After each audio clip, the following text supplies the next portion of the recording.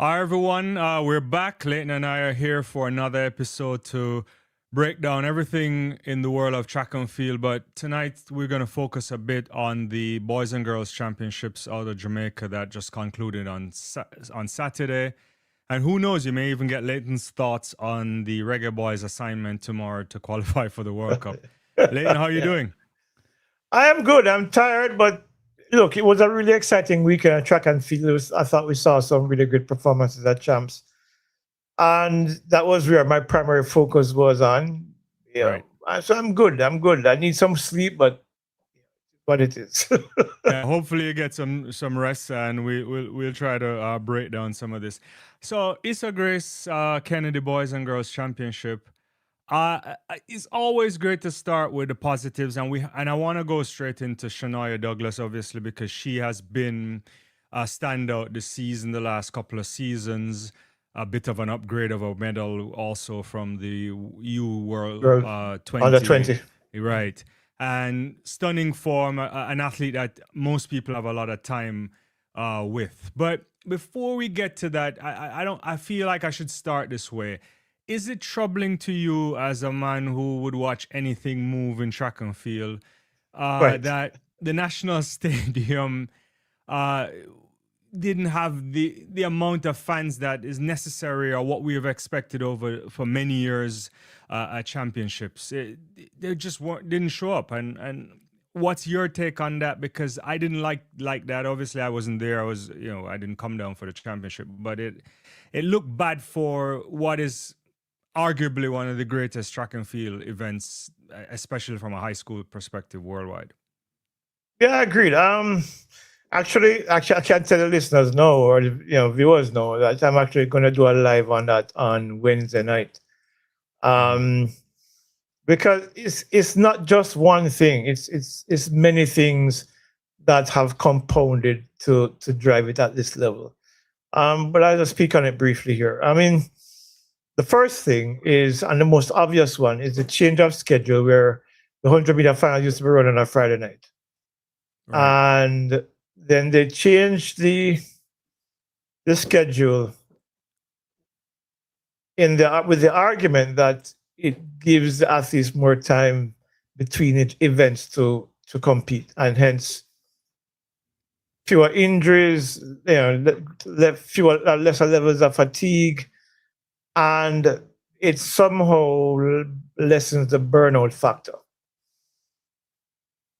Um, the thing is this: the fan base Right. is has been resistant to that change. The primary argument I hear is, boy, it's in the middle of the week, and boy, it's work week, and all those things, and work next day and all that. So the reason why I don't buy that argument is simply this: when Lionel Messi played in Jamaica, Inter Miami versus was it Cavaliers Mm. last year, it was a Right. Thursday night. Mm. There were 30 odd thousand people in the stadium, and several thousand more outside trying to climb over the wall to come in. There have been many parties that are held midweek in Jamaica, some out of town, and people are still going and showing up. Right. So the argument that it's a midweek thing for me is not a wash. What I think, and it's something that you and I have spoken about already before, is simply this: Jamaicans are not real fans of track and field. They're fans of their schools. They're fans of maybe an individual athlete or two. So now that the schedule has changed, they don't feel like there's need for a commitment to go to the stadium on a Wednesday night to watch 100-meter finals when they can watch it on TV. Right. Um, there's also the other argument about the marketing or lack thereof on the part of ISA to push the Wednesday night 100-meter finals. Hmm. Because in truth, I believe that ISA and maybe the general stakeholders feel like Champs is a marketing tool by itself because it's 110 years old, not Right. 110 actually, 116 years old, and it's been successful for so many years. They really don't need to market it anymore because hey, it's Champs. Huh? But my wife and I had a That's a discussion this fallacy, evening. right? You can't. Everything needs Yeah, marketing. Yeah. everything in marketing. And the thing is this, and this is the more concerning thing for me. Mm. Well, one of them, and I'll just end on that one because I think there are many more layers to it that we're going to probably get into on Wednesday, is that the audience is changing. Mm. When you go to Champs or you go to Gibson Relays or you go to Racers Grand Prix or whatever meet is held in Jamaica, you are seeing the same people in the same seats everywhere. Mm.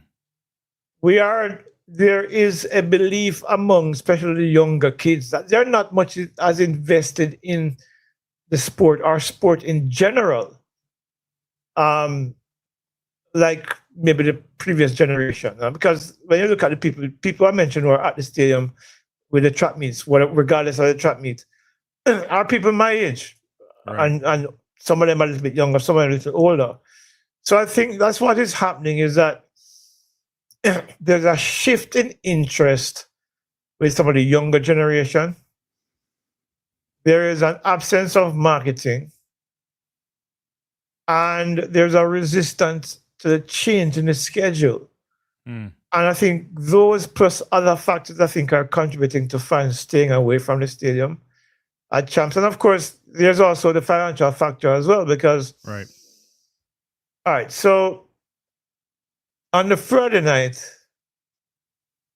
the grandstand seats were $9,000. For bleachers is $3,000. So unless you're earning a good salary, a monthly salary, that might not be an issue for you.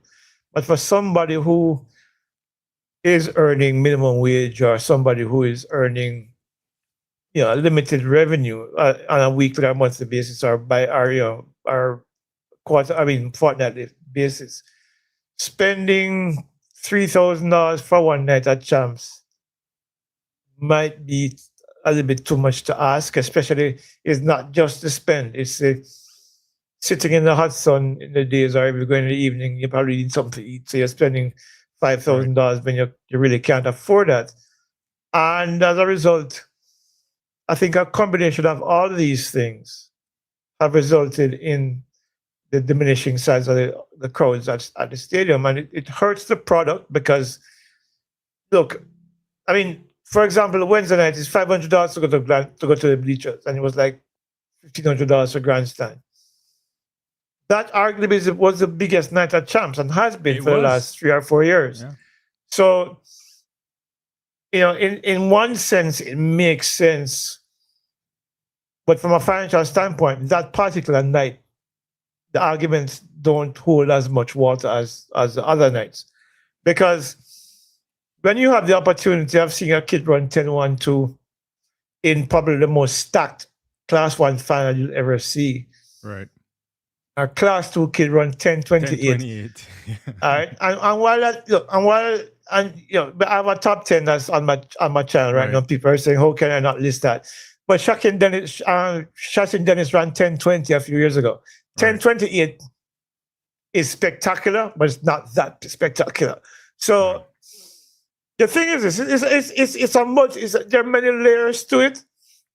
I think all of those things have compounded to keeping the fans away. That's my best explanation for now. I think we're going to dig more deeply into it on Wednesday because I have some marketing people coming on and some other people hopefully that will be able to create a better context than what I'm offering right now. But but I think on the basis of that, I think that's one of the reasons why the crowds are staying away. No, I appreciate the perspective on this because obviously I don't live in Jamaica, so I watch it from afar and I'm diligent on. I don't miss anything. I change my schedule, which I'm happily I'm in a position to do that sometimes. But it's disappointing, and I was saying to myself that when you saw the semifinals of the 100 meters that Wednesday, you would break your neck to go into the stadium just to anticipate what would unfold. And we saw magic everywhere, as you rightly pointed It was out. So, incredible. From yeah. class 4 right up to class 1, it Right, was in the great. Trees East, we saw everybody, and obviously Shanoya Douglas. And let's kind of transition. Thanks everybody for coming through. But maybe we should answer this question quickly. Is Champs meant to be a profitable product, or is it about the kids? I mean, It's a combination of both, because I think a lot of the money that's earned from Champs ISA uses to Right. support other sports, Right. whether it's basketball, whether it's lacrosse, whatever it is. Champs is the cash Champs is cow. football or basket or March Madness to college sports. Yeah, man. Champs is the cash cow for all the other sports that ISA rolls out each year. So, but it's also about the kids, and this is one of the reasons why the argument about the shift to give more time. But as I've been discovering, the schedule change in some instances really doesn't give the kids more time. Right. You know, I mean, It take, for mimics example, the international competition, which we've been complaining about, where if you run 100 meters, you win. I mean, assuming you go to drug testing at the international level, which also can happen at Champs, obviously. By the time you finish some media work, you get up in the morning and you start running 200 meters by 10 a.m., right? Yeah. So there are a lot of issues. And, as I said before, I'm going to explore that a little bit more deeply a couple of nights from now. So we'll probably get some different perspectives as well. We look forward to that. But let's talk. On the thumbnail, I have Shanoya Douglas. We spoke about her a couple weeks ago. This was remarkable performance, Leighton. Now moved up the record for the 200 meter. It was 22:36 into a minus 1.6 wind. Yeah. That's top 10 all time move past Brianna Williams by a significant margin of 0.14. And Brianna Liston as my well. memory serves me correctly. And Brianna Liston. Brianna Liston had a Champs record at 22:53. Yeah. Yeah. Sub 100 11. meter sub 10 as well. I want you to, unpack this because you have many years of thinking about top class Champs athletes. I was trying to rake my head as well, thinking through like a superstar at Champs. Most recently, would have thought about Liston, obviously. I'll go back to VCB as a true champion that turns into a world class star. We could go back beyond that to with some Camperdown women and all of that stuff. But this is something super, super special here. Yeah, look, Aileen Bailey, probably, yeah. Especially in the context of the fact that this was supposed to be a battle between her and Alex Henry from Edwin Allen. Right. And while I got some information that Alex Henry may not have been 100%, because remember she beat Shanoya at the pure water meet in January. Right. And many people thought that this was going to be a battle for the year. As it turns out, Shanoya, I mean, regardless of whether or not Alex Henry was in the best of shape, I don't think she would have beaten her. 10:98, only Alana Reid has run faster at Champs at this level. And I suspect that had she been pushed, she probably would have gone faster. And I also suspect that if she had a better start, because her first 30 meters weren't great, she probably could have run 10:8 as her coach had suspected that she probably could have run. But that was incredible. But for me, the more incredible of the two performances were the 200. Because so in 2018, Brianna Williams ran 22:50, breaking Veronica Campbell's record at the World Under 20 Championships in Finland. Yeah. Brianna Liston a few years ago ran 22:53 at Champs, which was a Champs record. I knew when we saw her at character trials when she ran 22:58, I knew that record both records were going to go. Right. Because then she would not have been tapered for Champs yet. So she comes in and she runs 22:36 into a minus 1.6 headwind. I did the math and I plugged it into the wind adjusted computer. And the number I saw was 22-22. Then I realized I selected the wrong lane at zero wind. Mm-hmm. So she was in lane 7. I actually had lane 6. When I put it in lane 7, because the calculator has these different metrics that you have to put in input. And so it works out to 22-20 basic. That means no wind at all.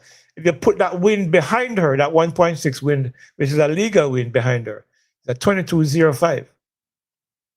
So what she's doing right now, she's already elite because that puts her in the top 20 in the world. In fact, if you consider where people were at this stage last year before the World Championships, I think probably would have put her top 5 in the world. I think so. Yeah, probably. Yeah. So so what we're seeing, and this is further, triggers the rumors that have been going around for a long time that she probably would most likely go pro at the end of the year, end of the school year, that is, because clearly what we've seen from her over the last 2 seasons especially is that this girl is ready. She's not going to go out and immediately start to win things, but at the rate as you can't possibly see her running 21.8 by World Championships next year, and God knows what else by LA 2028. Right. Because then she would have had 2 years into either a pro career or a collegiate career. So what people saw is, and which is what it was my number 2 ranking in my top 10 on my channel. And people are cussing me about it. But I just thought that Joseph Salmon was just too good. That is too good. I should have started with him too. But number 8 all time. Her time was number 10 all time at the under 20 level. But what we saw on the weekend, I don't think a lot of people they know it was fantastic, but I don't think they appreciated the true value of what it was that she did. This was, remember now, as you mentioned, VCB, Shericka Jackson, Sharon Simpson, Aileen Bailey, you name all of those great athletes who have come through champs, and none of them have run close to that time at champs. Anisha McLaughlin, nobody, Kevona Davis, none of them have come close to what this girl did. So she's already at another level of performance, and if she continues, progress isn't linear, right? So, but assuming that it is, it would not be out of the realm of possibility for this girl to be running 21.8, 21.6 in 2 years.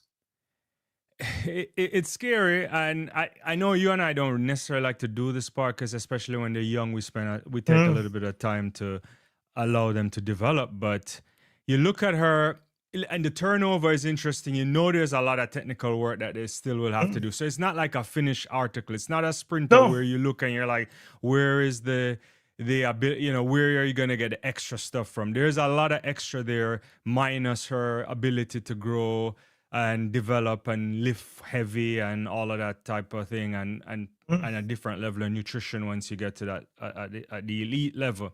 But it's maddening, and the way she runs with a joy though, because you see on her face, and you like her even from Carifta. You see her; she does nothing phases Douglas, absolutely nothing, which will only make her stronger, I imagine. Yeah, man. She had the mental space for me. Well, here's the thing. At this level, the only person who tested her so far was Sabrina Dockery. Yeah. Dockery has gone pro. Potentially great athlete. Yeah. Right? But you don't get the sense that she's rattled by competition. All right. But when she steps up, and she lines up against a Shericka Jackson, who is, if she gets back to her usual self, or Julian Alfred or Melissa Jefferson or a Gabby Thomas, that can be a little bit unsettling for anyone. So if she continues to exhibit the kind of mentality that she has now, once she transitions to the senior level, she'll be dangerous. However, if she does not, she's gonna need the kind of support mentally to be able to handle the pressure that comes with competing against these ladies. But that again, I just say she's still developing. She's 18 years old. It's Right. going to be time before she gets to that level. Right now, she's scary. She is. I think Mindset was asking, should the high school coaches given the responsibility to continue with some of these athletes for longer? After all, these coaches are the ones who bring the athletes out. I think it's a different setup. I don't think so. I mean, your take on that, Leighton, but I might say there's a different level in terms of developing a young athlete, the things you have to do, and when they need to go to the professional ranks, and those things don't mix the same way. Yeah, and look, and the thing with a lot of their local coaches is that they're excellent coaches, right? But do they have all the skills beyond just the technical the ability to pass on that information technically to bring these athletes to another level? Alana Reid is back in Jamaica, for example, with Corey Bennett after spending 2 years abroad. That clearly didn't work out. But maybe Corey can take her to that level because Corey understands her better than most other people would have been able to. Coach Smythe, I mean, she left Mushet with Coach Smythe. I went to Holland, and he's taken her to this level. I don't think it hurts for her to stay with him. The thing is, if she goes pro, that might determine where she ends up in terms of, because if a shoe company is investing, they're gonna want some proven coaching. They want coaches that have that proven ability at that level. So maybe she'll have to move on. Right. Because and also the challenge of coaching a professional and kids at the same time in an it's era difficult. of sports is just not a thing. At least in the States here, the mingling of that can be challenging. So yeah, because you have your hands full. Jamaica, but I mean, Lonnie's what's his name again? A coach at Kentucky, and Chris Green. Johnson and his brother Boogie. Yeah. Lonnie Green and Chris Johnson. They coach Arkansas plus a professional groups as well. They've managed that successfully. Stephen Francis used to do that MVP with UTEC as well. So it is possible, but when you have these kids coming out of high school, my preference would be to have them as a coach who can spend the time working with them. Because one of the things, and you alluded to it earlier on, Shanoya still has a lot of technical work to do. She's still coming up too high out of her blocks. Yeah. She still lacks the power coming out of her blocks as well. And I mean, clearly she still has a lot of work to do to be stronger. So it's going to probably take a coach who has had experience coaching at this level to take her to where she needs to go. A high school coach current right now might not be the best option for her. Yeah, thanks everyone for coming on. I know there's a bunch of comments coming over here. I just saw one on yours, and I probably shouldn't take it here, but I'll just do it. I think this is it's Mindset Reload over here. I think Mindset is on different channels now. They were asking you, Leighton, about the 1028 isn't spectacular when he was saying Kai is a first-year Class 2 athlete, and if Kai is fit and focused next year, he should be running 10.15. I don't think you weren't saying it wasn't spectacular. No, I think I wasn't saying that. You were comparing it to, I guess, Sachin Dennis or something. I was comparing it to Sachin Dennis's 1020, which was a age group record. And the fact that Sachin was second-year Class 2 there, and Kai's first-year Class 2. Yeah, it's a difference. Okay. Yeah. But I'm not saying it wasn't spectacular. I was on my top 10. I left it out of my top 10. Right. Primarily because the people who I ranked above him was specifically for the reason. Let me give you an example. Addison, the guy from Edwin who threw 70 meters in the javelin. Yeah. Nobody's ever done that at chance before. And he's what? Right? He's a Dominican athlete, is he? He's the field of Dominica, right? Yeah. I'm trying to remember who had at number 4. But number 3 and 2 were Shanoya Douglas. That was number 10 in the world, and a world leading time. Right. Also, the 200 is a world leading time outdoors. For Kai, that wasn't the case. I use a lot of metrics very loosely to come up with my top 10. The people who disagreed with me on that, I'm not for a minute saying that 10:28 is not impressive, especially given that he ran 10:29, slightly winded in the semifinal, comes back around 10:28. That is a spectacular performance. Right. But in the context of what I was use the metrics I was using for my top 10, it just didn't make the cut. The girl from Excelsior, the reason why she was in my top 10 was because they asked her to run 100 twice in 15 minutes, and she ran faster the second time. Yeah. I chose. I don't remember what the top 10 is right now. But the thing is that Kai's time is fantastic. Don't get me wrong; it is excellent. But in terms of my top 10, as I said in the video, it's my top 10. Plus, yours can be completely different. Top 10 that everybody will agree there's on, no right? objective top 10. Yeah, there's no the top 10. It's my top 10. So if you have a different top 10, that's fine too. Yeah. No, I think that kid is interesting. Leighton. To do what he's doing is special. Let's hope he continues. He's a very small lad. I think you and I were texting back and forth, and I think we say Andre Kaysen as the kind of our Coleman type of sprinter he might be. We wish him very well, and I'm looking forward to seeing him later. And he's 15, so he'll have. I think he has at least one or two more growth spurts in him. So maybe because he's really short, so he maybe gets to. It could be a chance for a long time if he stays the whole course. And people, Jamal Stevenson is also very short as well. So he's older, so I don't see him growing much faster, growing much forward. So you see. Since you mentioned it, I think, and this is important because we love the field events. We love every event in track and field. Since you said it's your best performance, I thought it was the best performance at the championship on balance as well. 67.55. That's number 8 all time in the U20. Breaks a Travis Michael record that's been sitting on the books for a substantial time as 15 years, yeah. What is happening in I know you know the answer, but just say it again. The kind of evolution we've seen, especially in the throws, where you now look and you say, even with the impending exodus of these athletes, Olympic champion over discus and others, where you look at champs and you see some guys throwing some things with the shot put, because the shot put finals, both classes of men were really competitive. And you see the discus and you see what's happening in college and all of that. And you say to yourself that there's a pipeline coming through. And not only a pipeline that was strictly like a Calabar link, it's now expanding in some interesting ways.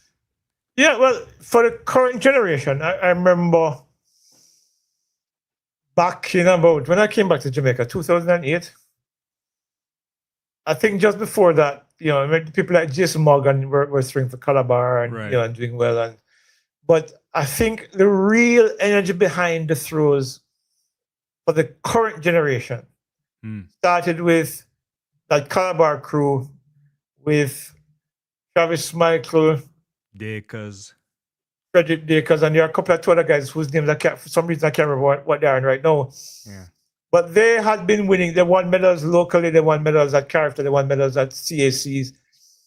And then gradually over time, because remember, and we have shout out Fred too for the shot put in the World Championship. Yeah, man. Yeah, I forgot. So you're looking at what's Fred's name again? That's who. Odin Richards. Odin Richards. Yeah. Mm-hmm. So, but these guys were something like 64s and 65. Yeah. Struck good marks. But then, if you remember back in, I think, 2018, Banje threw 69 something at the meet at Excelsior. Yeah. Ashina Miller, thank you so much. Yeah, Miller and Chad Wright. Chad Wright. And there's another guy. There's another guy as well, a shorter guy, but I can't remember his name right now. He has a master's degree in something. I don't remember what it is. But and then from there, that was the number one marking where it broke national record as well. That was set by Jason Morgan. I think Jason Morgan threw 68.15 back in 2015. Yeah. And So these guys take, and then Banjie went on to, well, remember that Banjie won World Under 20, well, it was World Yeah. Junior at the time, and he won World Youth at the time as well, the year before, 2011. And he came in 2012 and won the World Juniors when he said when he went over to the throws, because he was so slim, they said, look, the 100 start is down there, you're at the wrong place. And then he threw, and then he does Papa 69 on them and said, in the corners and came up with a gold medal.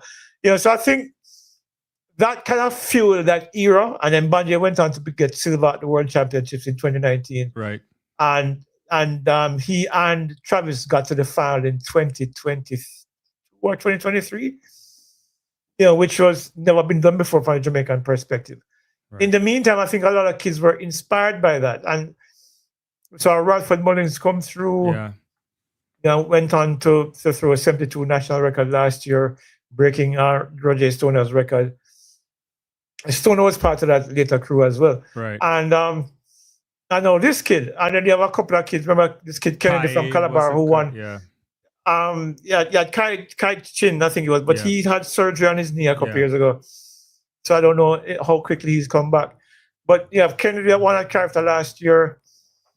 And the thing is, what we're seeing now is a greater appreciation for the throws, because there's a time, and I say this without fear of criticism or anything. Paul Reed and I were probably the first journalists who were covering the throws as aggressively as people were covering the track events. Right. Because when people were ignoring those events, people were covering that nobody was paying attention to the throws. I remember when I just moved Sports Nation Live to Nationwide Radio, I had all four of the Calabar throws were the best four throws in high school in the country in studio for the entire show, along with Julian Robinson. And Paul Reed used to give them excellent courage as well, including Danielle, who was at Kent State University when she was at Edwin Island Trent to Kent State. I was breaking records week in, week out at Kent State. I know, she's probably our best thrower. I know. I mean, even though she wasn't on the team to the World Indoors, she's been throwing for 20 years now. So, so I think all of that collectively has gotten a lot of more people more serious about the throws.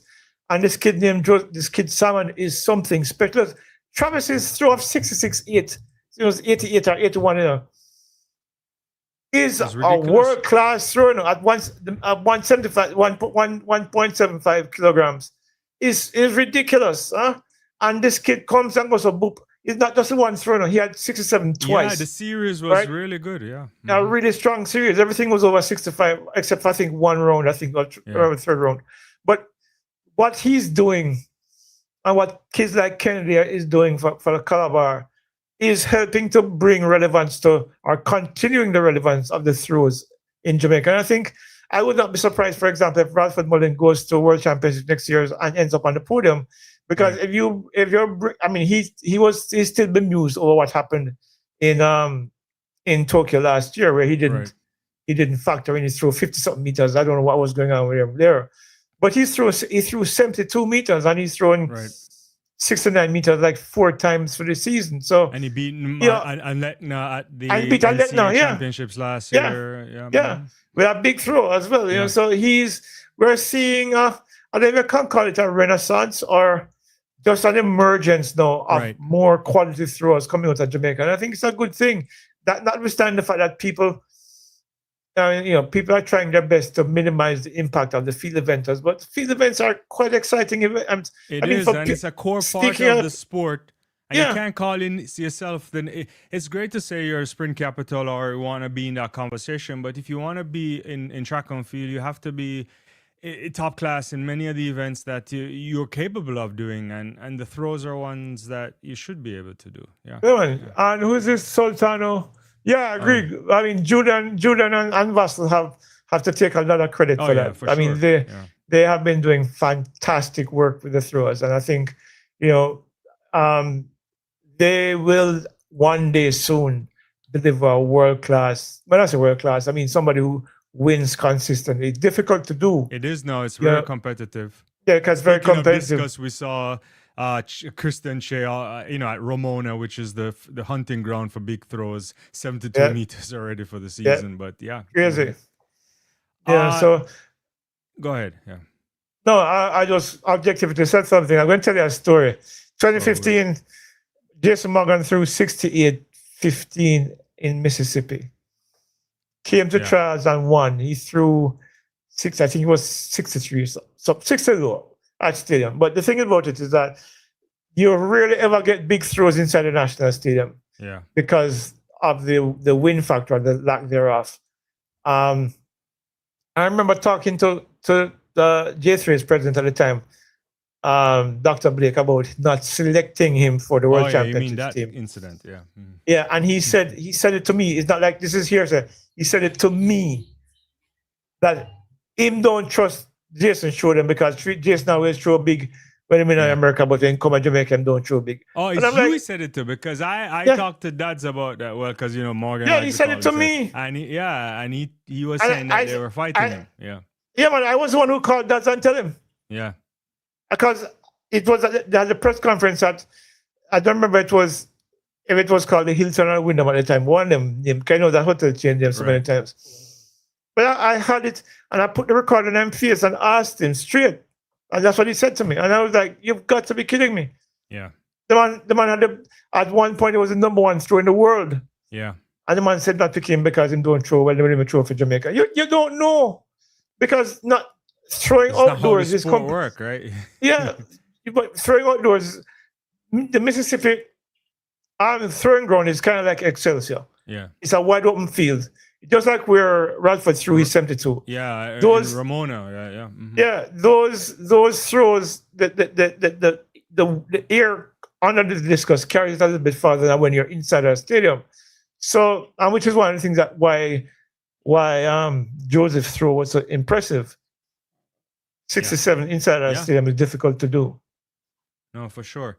I hope the kid continues, because that was a special performance. And as we mentioned too, what we saw in the men's shot put, the Smith from Monroe College, Monroe, winning yeah. 1844 over Kennedy, who we anticipated he would have won the gold medal, 18.16 meters. That's so competitive. Mindset had this earlier, and I want to touch on this because a lot of people are saying this, and it was a remarkable performance. So he's talking about the 400-meter lad from Kingston College there. That kid was something special. Pitter, right? Yeah. Mm-hmm. Your thoughts on him? The fact that he destroyed a record that's, it's a Christopher Taylor record, which we've now come to figure a Christopher Taylor record at champs is an impressive record to take. Yeah, 46-2, yeah. Look, this is the first time that Class 2 athlete has run 45 at champs. And I'm impressed. I was very impressed, and especially with the fact that he came back to win the 200 in 21:03 into a headwind, which would have been a 20.9 basic. This kid clearly has talent. And you can see where he has a lot of development to do still. The fact that he ran 45.7 is absolutely amazing. I mean, the thing that impressed me about that race was that normally when you see a guy coming home having run that fast at that age group, last 50 meters they're swimming. He was not swimming, right? He was driving to the line. He's incredibly strong, and his mechanics were sound. I mean, he did not waste any energy that last 50 meters. So I was very impressed with that as well. That's one of the reasons why he won the 200 as well, because a lot of people were talking about Emil, what's Emil's last name again, from KC, who came third in that race. Yeah, his name is Higgins, Emil Higgins, right, from Bahamas. But his mechanics are really solid. So kudos to the coaches at KC for preparing him that well, because this kid clearly has a talent. The worry I have, which is the worry I have for every 400-meter runner coming out of Jamaica, is that will he make the transition? Because historically, Jamaica has not done, especially in the last 50 years, Jamaica has not done that well. Not the last 50 years, last 25 years. That's that. Right. Because Jamaica has some good guys with David Clark and Martin, Michael McDonald, Martin, and of course Gregor Harden. Yeah, but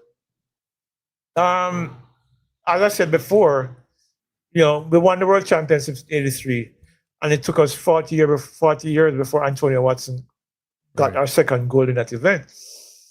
So I know Glen Mills is building a strong program up there for the 400-meter runners. We saw that last year. We saw flashes of that last year at the World Championships.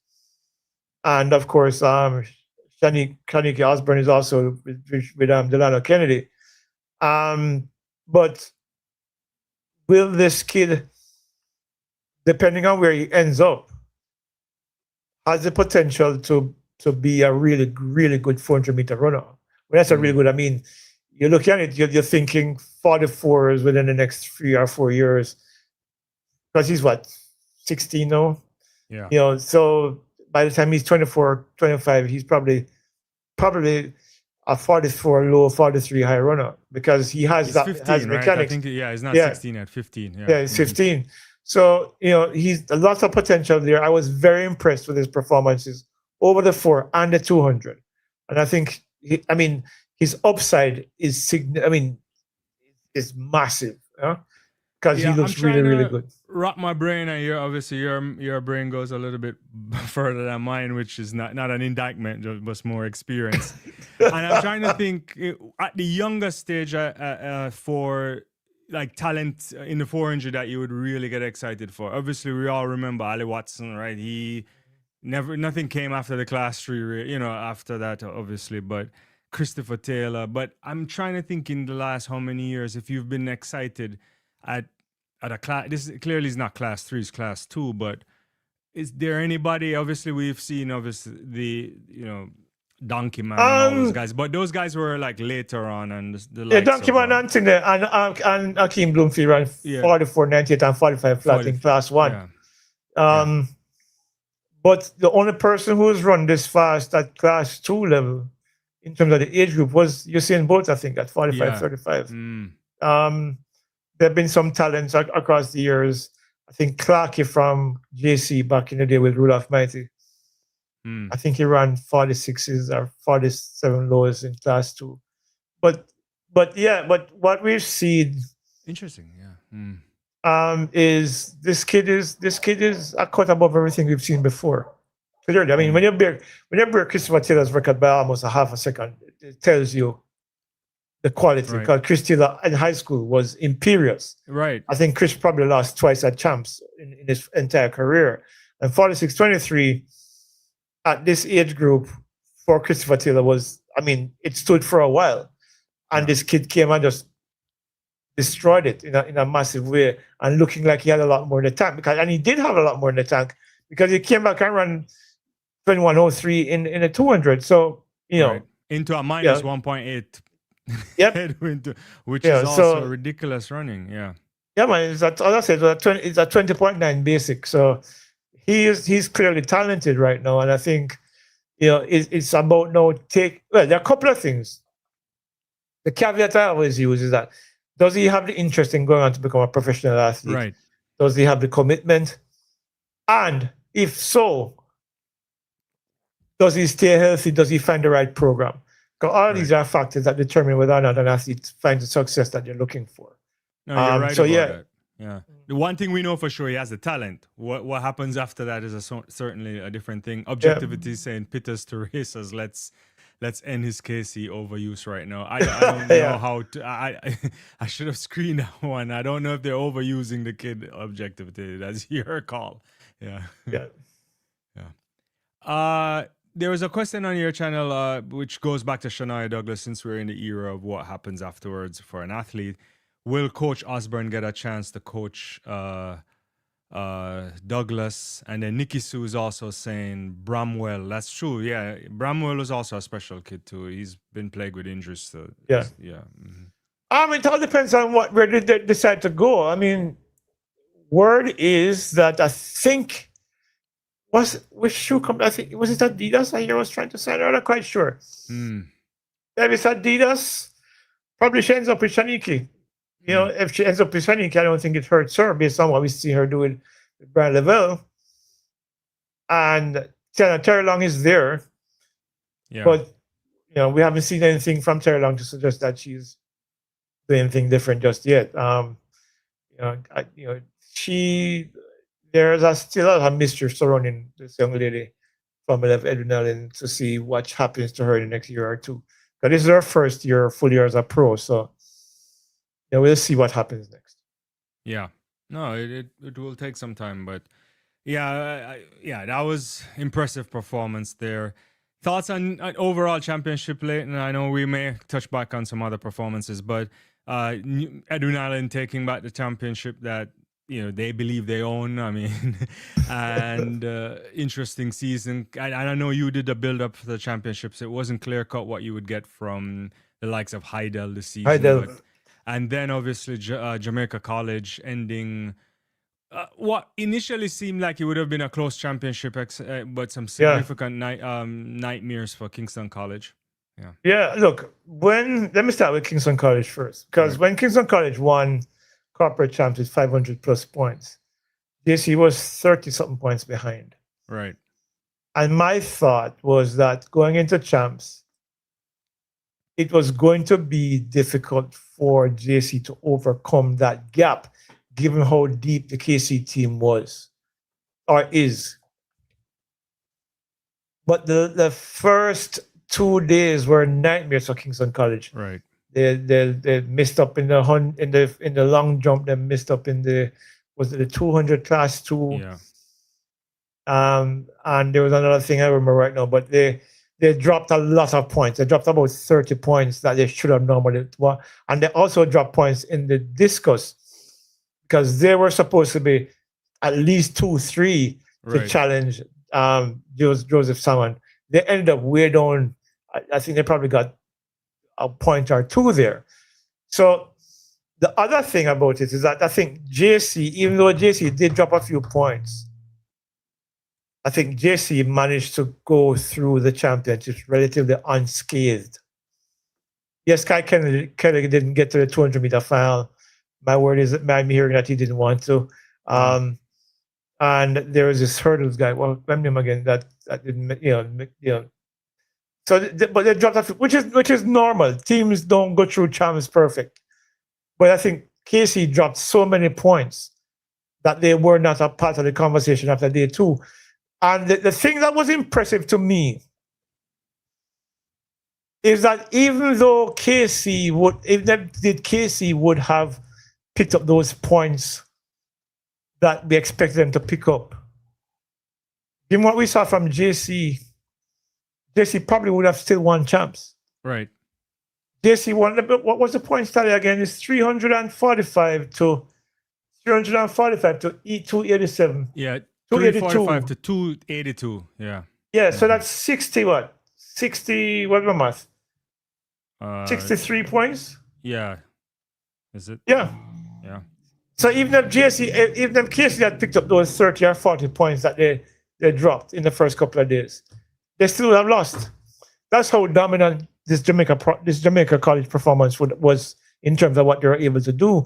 Because I do believe, and if I'm wrong, somebody feel free to correct me, I think this is probably the highest points tally at champs for the boys. I could be wrong, but it strikes me as being the most number of points by any high school boys team at champs. If I'm wrong, guys, somebody can Google it and find out and tell me. But I can't remember a team scoring higher than this at champs. Yeah, for the boys, certainly. No, it was a outstanding performance. Jolene Charlton says Peter is overused. Lots of rounds in the 2 and 4 medley 4x4, and a lot of running in 5 days. There's also another question: is corporate era championships mandatory for champ selection? No, it's not. No. But it gives the athletes a chance to look. It's for like those who are not familiar. But what it is that the athletes have to meet specific standards to be able to qualify for champs. You just don't win a race and qualify for champs. You have to meet a specific standard across the board for every event. So the athletes, these meets are essential for the athletes to not only meet their standard, but also as part of their program. Because as competition is always a key, crucial part of the preparation any season. You do the background work, you do the work, you do the strength work, you do the endurance work, whatever it is that you're doing to prepare for the season. But the adrenaline factor is also crucial in your preparation. So you need competition. You need to perform under stress to get the best out of your body for when it matters most. So yeah, these meets are important. But it's also about getting the required standards for competition. Yeah. One person we didn't touch on, and we'll get back to your comments, and thanks for putting them through, guys. We'll try to do our best before we wrap up. Tiana Marshall. Right. How special? I think this girl, she's the first girl at champs to go under 13 seconds for the 100-meter hurdles. That in itself speaks. This in itself speaks volumes, because look at champs over the years for the hurdles for Jamaica. Michelle Freeman, Danielle Williams, Janique Brown, Bridget Foster Hilton, that's her already. Yeah. Brittany Anderson, Delarine Ennis London, Lassina Golding. There's so many talented athletes who have come through champs and never got below 13 seconds. And this girl, she did it before champs, and I think she did it at character trials as well. So what we're seeing here, and her technique is pretty okay, but it's still just a lot of work for her to do. I think she still floats a little bit. But imagine if she continues to progress along this line here with a more experienced coach at, say, Arkansas or LSU or Texas. Kentucky. Or Kentucky. Not to mention Kentucky. God, brother. If she gets a scholarship to Kentucky, that is what I would choose for her. Right.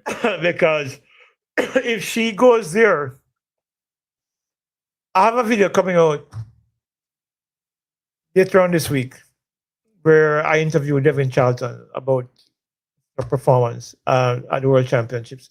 And she talks about why Meg has improved so much in the short time she was at Kentucky. He's been at Kentucky. If this girl, Tiana Marshall, goes there, she would be, in a year or two, she would be phenomenal. Okay, so yeah, so this will be what? This will be the second highest number of points. Mindset Media, because I didn't remember that score. Sorry. But this number from JC is still impressive. But so imagine Tiana Marshall training with Lonnie Green, with what's her name? The girl who she didn't do a lot indoors. Oh God, I can't remember nobody's name nowadays. She's a new star at Kentucky. Yeah. I'm looking. She won SEC championship, right? Yeah. No, she came. She won SEC, but she came fifth at national or something like that. I'm looking at her now. I forgot her name. Yeah. But if Tiana Marshall goes to Kentucky, I think she'll be spectacular in a couple of years' time, because she's gonna be she clearly the talent is there. She has the speed, because you saw her running the 100, and so she has the speed between the hurdles. The mechanics not so clean, but that's work that can be improved upon. Skills, skills. Mm-hmm. So I mean, I don't know. I'm suspecting that she may have signed a little commitment on the weekend, because any coach would have seen her. Because there are a lot of scouts here as usual. Any coach who's seen her run that race, them signing her right away.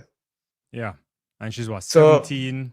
Yeah, big ability. Yeah. Yeah, man. This girl has been dominant in this region in Jamaica. I mean, remember she dominated Carifta as well. Right. So she's a special talent in the ilk of all of those ladies that you heard me mention before: Bridget Foster Hilton, the Michelle Freemans, the Janique Browns. look, if she goes to Arkansas, for example, remember Janet Brown ran 12:40 at Arkansas, which was a national record back in 2019, Yeah. right? And had it not been for her unsettled mind, she probably would have been, one of the world leaders right now as well. So, it's a situation is we are developing a nice crew of hurdlers, both male and female, because even this kid that won in class two, he broke the record 12:98 again in the semifinal and won fouled in 13:06. Marquis Page Yeah. from San Diego. Yeah. He's they're gonna be. We have some really talented kids coming through. No, for sure you are. I'm gonna put you under the bus a little bit here, Leighton. Save 5679 is asking, how do they ask a question on your channel and get it on the stream? I'll fix that for Leighton. I tell Leighton he has to do something on his back end in the system for us to get everything on both streams. So that's why I have to read out the things that come on your channel and I can pop them. It's not it's Leighton. I'm joking. That's on me. We'll fix that. We'll fix it at some point. Yeah, Objectively says we have talent in the 100 for sure. Truth says good night. And yeah. So continue to put the questions up. I'll do it. There was a question about Fitz Coleman. Is he still coaching or he only coaches male athletes? I don't know. Fitz, as far as I know, is still coaching. I think he's coaching an athlete, a female Jamaican hurdler. What's her name again? She came to trials last year. She made the final. She was run for Texas A&M. But I think he coaches Hansel remotely because Hansel is here in Jamaica. Or was, I don't know, but I don't know if that the circumstance has changed. But yeah, he's still coaching as far as I'm aware. I haven't spoken to him since last year, but I can probably give him a call and find out what the situation is. I mean, this is why I like doing these lives, because then you put back things in my space that I say, okay, I need to check that out. But sometimes you move on and you don't even realize that you're leaving things behind that you need to stay current on. So yeah. Right. Trevor was just asking if he still coaches Parchment, but I think he probably came out at the same time you were answering that as well. Yeah. Yeah, there's so much to champs. I don't know what else we missed for champs, but if people want to try and put that in, we can also talk about that. The outdoor season's on the way, a little bit too late, and if we just have a couple minutes to touch on that. Paulina ran a 204 rather, 79 over 800 meters. Nothing super special, but I don't know what she's probably out there trying to get more gains, I suspect. Yeah, she didn't look particularly impressive. She looked labored. It's not like when we saw Femke run 159 indoors. She looked really labored, and I don't know if the decision for her to take on the 800 was a good idea based on what we saw on the weekend. What I do also know is that there are a couple of Jamaican athletes ran in the United States this weekend on relay teams. Johnny Russell at Texas, Johnny Russell and Andrew Knight, who I thought was at Elite, but apparently she's back in the United States. I didn't spend a lot of time watching Texas relays this week, to be honest. Yeah. It was one of those weekends where you couldn't keep up pace with everything else going on. Right. But yeah, so they ran pretty decent times in the 4x4 relay. Johnny Russell, looking for the email, and Andrew Knight ran, and I think Stacey and Williams ran out. Oh, no, Nikisha Price was also on one of those teams as well. Let me just go through it and say, so it says, producing the world's fastest ever outdoor 4x4 relay team time in the month of March, and the 5th fastest collegiate performance ever. The Arkansas quartet of Sanavia Butler, Annalise Batista, Kaylin Brown, and Sanwood Jalu Lockhart earned the National Athlete of the Week honor. They went up against the Arkansas team that had, I'm looking for the names. It's a long email, but it was. But I know that Johnny Russell won. Okay, so there, Brittany Wilson, Nikisha Price, Shafika Maloney from St. Vincent and the Grenadines, and Kaylin Brown, and Johnny Russell ran on one of those relay teams as well. So they are running and getting into shape for the outdoor season. I don't know what the plans are because Nikisha, as you know, pulled out of the team to World Indoor. So I don't know if they're preparing for Right. Commonwealth Games or Ultimate Championships. I'm not quite sure what the situation is with them. I'll probably reach out and find out soon. No, it's true. This is an interesting one. We didn't talk. We touched briefly on Latrice East, but we never. I don't think we spent time talking about that. I mean, special talent 11:21 for sure. Yeah. 11:21. Fantastic time Yeah. in whatever context. As I said on my video, I thought that Carol Etienne would have won the class 2 Yeah. 100 and East would have won the 200. But based on how well East ran, even if Etienne had not pulled up, I don't think she would have beaten East in 100. That's 11:21 is a really listen. Veronica Campbell, I think, ran 11:19 in class 1 at champs. Yeah. Right? This was 2/10 or 200th of a second slower in class 2. Yes, I think final year class 2 for Latrice East, but still 11:21 is that time that would have won girls champs. The year when Liston went up against Tina Clayton. Yeah, but there was a heavy head. I think the win was minus 2.4 in that race. I'm not going to use that race. But 11:21 is a really good time. It's a class 1 time. And the way East has been progressing over the last 2 or 3 years would suggest that she'll probably be running 11 zeros by next year in class 1. But if not first year, certainly, but by second year class 1. If she's still at Wolmer's at that time. Right. For Riquelme Reid, the reason why it ranks in my top 10 is simply this. This was probably the deepest class 100-meter field ever assembled at champs. Because in previous years, you had 1 or 2 guys or 1 or 3 guys that were running fast enough to probably contend for the gold medal. The slowest guy in that final, I think, was 10:33. Right? And he's beat that field comfortably around a big personal best of 10:12. Excellent performance because it was done under pressure and it was done against a stacked field. So fantastic performance from him. I think he could have gone a little bit faster, but I think the last 20 meters of his race, he started to, I don't know how to even describe it. His knees weren't coming up the way it's supposed to come up, and his torso wasn't as tall as it's supposed to be.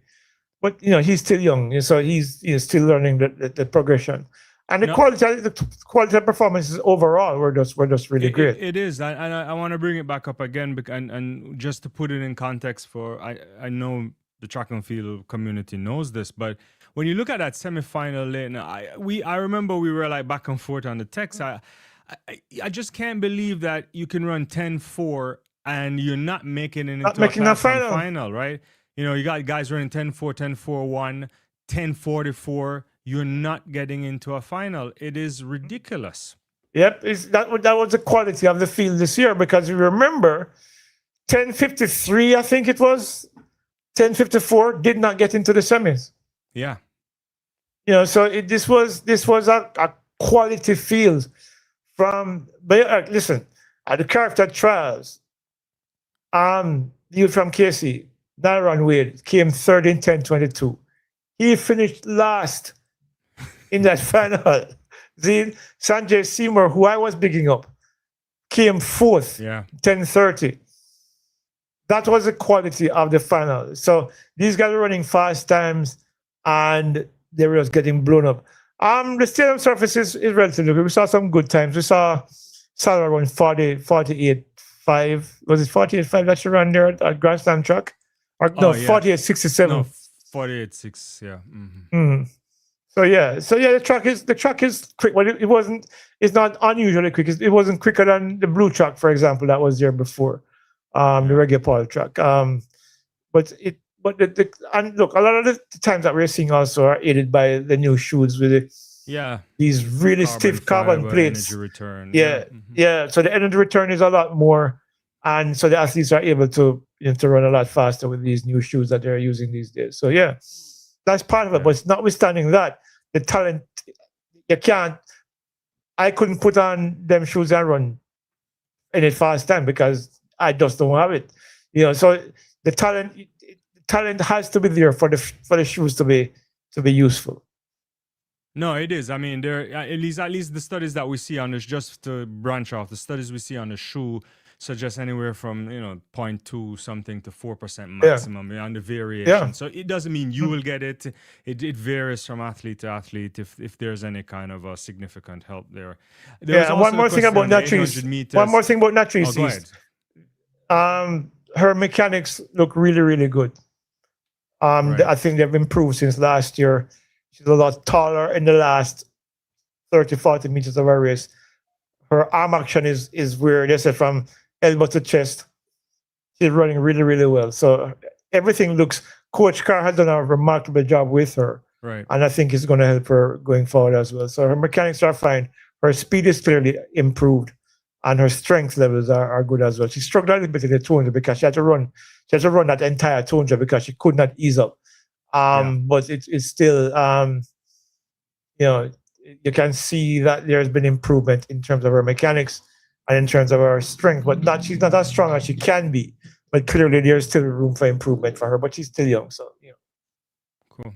Well, there was also a question about 800. I don't want to say anything about it. You can. I'm still not impressed with 800 meters, and I still think there's a far off before we can start looking. 149 to win the class one was. Look, in the context of champs, it's a good time. It's not elite in the context of world and what you can accomplish at that age. Yeah. As I said, I was talking to a couple of coaches in our group, that's on my WhatsApp group, and they're saying the challenge in terms of getting the kids to run the 800. And let's put it in context. At this age, I think 146s or 145s are more what I would like to see at champs, because especially these kids are 18 and in some instances 19. You expect them to be going faster. I mean, I don't want to compare them to Wanyoni or to Lutkenhaus or any of these guys who are doing extraordinary things. But in real terms, I would like to see at this age, it should be running 146. Yeah. Yeah, well, at least 146. I'm not. So when the girls, I see the girls are running 210s. I'm like, really? No. It's a jog rather than a race. The 800 has become a sprint, especially in the last. God knows. I mean, Sebastian Coe was doing it in the 1970s. So 50 odd years. And we're still jogging the 800. I don't. Yeah. Let me go over to your channel so we give them some love too. There was a bunch of things coming through. One question about when is the track getting certified? If you do, you know the answer to that? we're hearing that the track should be certified. The certification process should be complete by end of April. And so World That's the word. Is coming down for that. Because they've done some work. Because here's the thing: the certification of the track is not just the track, It's the whole stadium. It's there's a question on that too. It's the entire facility. Yeah. And so the certification encompasses all of those factors. So they're at this rate, it's impossible for Jamaica to get back a Class 1 certification. No, it's going to be Class 2. It has to be Class 2, yeah. As I told you, I spoke to some experts from a couple of companies. Yeah. Konica and what's the other one called? I'm trying to remember. And what they explained to me is that once you lay a surface on top of another surface that is not your original surface, it cannot be one anymore. But the thing about Class 2 is that it's still, the time will be ratified, even if it's Class 2. And to be clear, World Athletics have changed their certification over the last how many years? So to classify as Class 1, you basically are going to host major events and Olympics and World Championships. Yeah, and it has to be a new track. And the thing about it is this, because of the renovations, the redevelopment of the stadium, this track is likely to last just for another 3 or 4 years. Yeah. Because once the redevelopment starts next summer, August 27th, I think it's supposed to start. for a 3-year process to end in 2030, then the track is going to be relayed. Is it going to be a 9-lane? I don't know. I don't think they can accommodate a 9th lane. If they remove the velodrome stuff. Yeah, the velodrome is going to be taken out and seats are going to be added there. Interesting. And so I remember that if you take out the track, you're going to have to move the long jump and triple jump pits, and also the mixed zone area. But because they're planning to add 10,000 more seats inside the stadium, so they're going to take out the cycle track, and because the plan is to build a velodrome elsewhere. So are they going to put 2 pits to Leighton? I think so. I think they're going to be that's pits required nowadays. In both directions. Yeah. So yeah, that's part of the plan, because when they announced it, was it last year? Or was it 2024? They had that thing at the ministry, and I was there. The architects and the company that's putting the logistics together. That's some plans. I was telling you that it was on my other computer that crashed earlier this year. I can't access it anymore. Yeah. But it's a comprehensive redevelopment that's going to take 3 years, and it's going to improve the capacity of the stadium for concerts to 50,000, improving the seating to up to 35,000, I think. Okay. It's going to add about 10,000 more seats. We have concession stands, upgraded facilities right around the stadium. All of the stadium is going to be covered except for one little area, because the current structure does not allow for that area to be covered, because I don't know. I have to talk to the guys again. I'll find it, but there will be no more bleachers, put it that way. So everything will be covered. I sent you a picture of that. I don't know if I can put it up. I think you sent it. Just to finish answering Trevor's point, since he wants, it's so, as Leighton mentioned, it's not only it's the entire facility. You have to upgrade your drug testing facility. Everything needs to be a media facility has to upgrade. So, like, if you think about I just veer off quickly. So when I went to Stade de France when I went to see them when Mondo was laying the track, the big issue at Stade de France, and we have to remember, Stade de France was built for the 1998 World Cup. So think about that in comparison to when the Jamaica Stadium was built for Commonwealth Games. When was it, 1960s or something like that? So you have to have new facilities, and they didn't have a way to even put two long jump pits, because Stade de France, when they're playing football, the stand goes down, and they had to upgrade their media. They actually didn't even have space for media at Stade de France. They had to convert space for media, and also the drug facility had to be totally redone.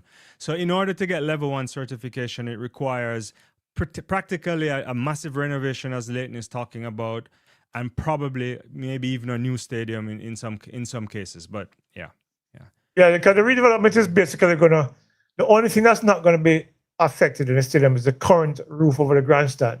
Right.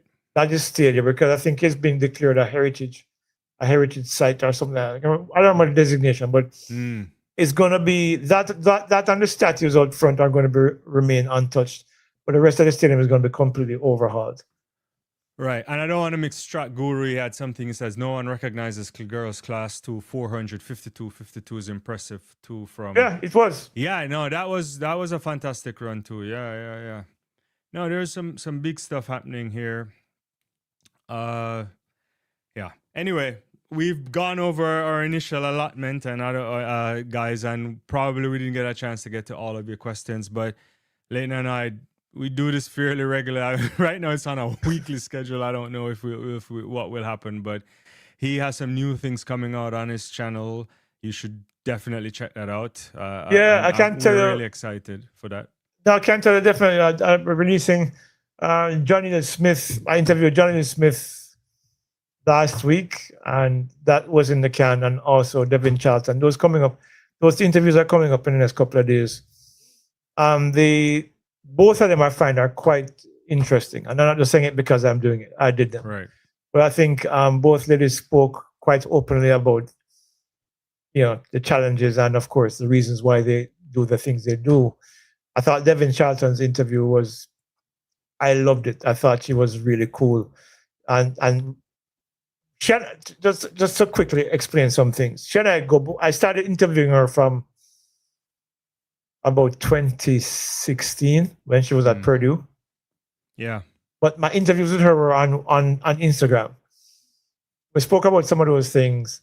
And she explains why, because when she was leaving college, she explained to me that she's going to try this thing for a couple of years because she has a degree in aquatics and marine and fishery. Aquatics and no marine. What am I talking about? Fisheries and aquatic science.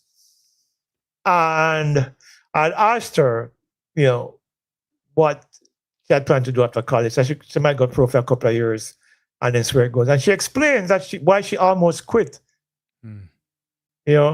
And so, yeah, she said a lot of things. I tell people from now, if you get the chance to watch it, some of the audio is not great because her microphone wasn't behaving properly, but everything is in caption, so you can actually read what she's saying. And it was really, I found it really interesting. I also found Janelle's really, really interesting as well. So that, I think Janelle goes up tomorrow, and I think by Thursday, I think Devin's going to be up as well. And Will you cover sponsorship on Janelle, because Trevor is asking about her sponsorship. No, we did not discuss it because she didn't want to discuss it. Right. Because she's been getting a lot of support from family, but she didn't want to get into that right now. I mean, Obviously it's a difficult period for her being unsponsored, so she didn't want to get into that. So, I'm not going to force you to talk about something that makes you uncomfortable, especially if it's not necessary within the context of the conversation. But yeah, you will see that goes up tomorrow afternoon sometime, and then by Thursday midday, I'll put up the Devin Charlton's one. Awesome. Sponsored by MVP activity. Yeah. Objectivity in the jokes. But so I have those two coming, and I can tease something. I am gonna get. Well, it could be possible for me to get another world champion soon. I actually shared it with Dwaine. When was it? Yesterday or the day before? Yeah, yesterday or the day before. Yeah. Yeah. In fact, well, I could get one world champion and one other really special athlete as well. I'm working on those to come up in the next week or so. So yeah, you can stay tuned for that on the channel, of course. It's always a pleasure being here, guys, but I got to go. Yeah. All right. Well, thanks everyone. Thanks for joining, and we'll get to your things at another time, and stay tuned. Thanks for subscribing to both channels and liking the video. So see you next time, Leighton. We talk soon. Yeah, man. Cool, guys. Bye, Good everyone. night.